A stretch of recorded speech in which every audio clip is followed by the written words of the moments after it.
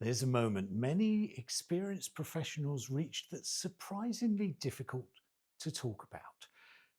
You've done the work, you've trained, you've accumulated years, if not decades, of experience, and yet, when you try to move your business forward, well, something doesn't quite translate. You can explain what you do, you can perform it convincingly, but commercially, things feel oddly resistant. Not broken, just frankly stalled. This is the point where most business people feel and assume that they need to push harder. They need more content, more confidence, more visibility. And that's usually just where the trouble deepens. I recognize this state because I've lived inside it. When I went to Shanghai, I was 53 years old and I took what I thought was enough money with me. I sold everything, but it wasn't. I burned through my savings, networking, living, just trying to establish myself. And eventually, I had to borrow money from my mother. Not because I was reckless, but because I was trying to rebuild a business and I was using a voice and using a stance that really no longer fit who I was and who I was becoming. I was applying structures to something that once worked, but I'd already outgrown those structures. And that's when I realized something truly uncomfortable. Competence alone doesn't guarantee momentum. In fact, experience can even trap you into forms that once succeeded. I'd seen this pattern before, long before business, in fact.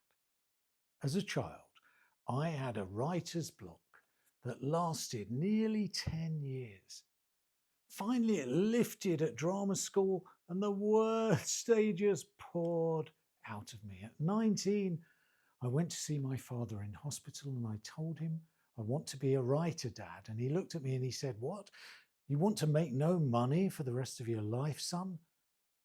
That sentence, it lodged itself deep in my heart and really far deeper than I ever realized.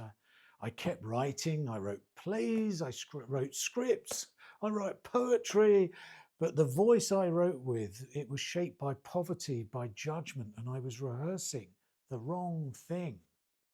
I wasn't blocked, I was misaligned. Here's what took me years to understand. Most professionals aren't stuck because they lack ability. They're stuck because they skipped over a crucial phase. And that phase, rehearsal. Not performance, not selling, rehearsal. In the actor's world, that is a private space where your thinking, your language, your values, your commercial intent are all allowed to realign, where you can experiment freely without consequence, where your expression expands again before it's asked to persuade again. In acting, rehearsal isn't preparation for performance, it's where the truth is found. When rehearsal is missing from our business, three things happen. Firstly, our language becomes generic. Secondly, our selling feels distortive. And thirdly, visibility increases anxiety instead of increasing opportunity. People mistake this for a confidence problem. It isn't. It's a sequencing problem.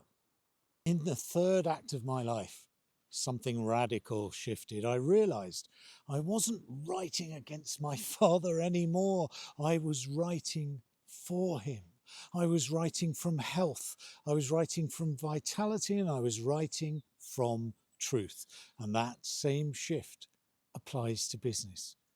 Because when our expression realigns privately, then our public commerce follows naturally, not loudly, not theatrically, but reliably.